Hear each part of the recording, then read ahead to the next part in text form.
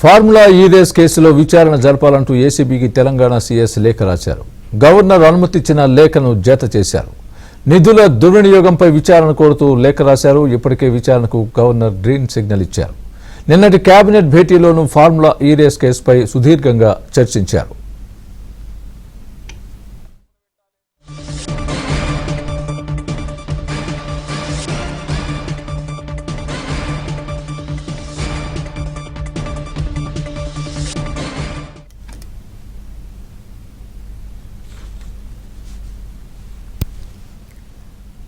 మరోవైపు ఈ కేసులో ఎలాంటి విచారణకైనా సిద్ధమన్నారు కేటీఆర్. పూర్తి బాధ్యత తనదేనని స్పష్టం చేశారు. దమ్ముంటే తనను అరెస్టు చేసుకోవచ్చని తెలిపారు.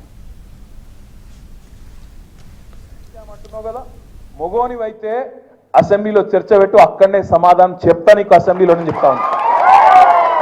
ఈ ఫార్ములా ఆ ఫార్ములా అంటున్నావు కదా, ఏ ఫార్ములా అన్నదే నీ ఇష్టం.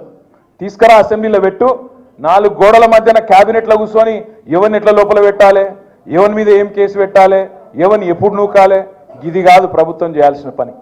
ప్రభుత్వం చేయాల్సిన పని ప్రజాహితమైన పని చేయాలి.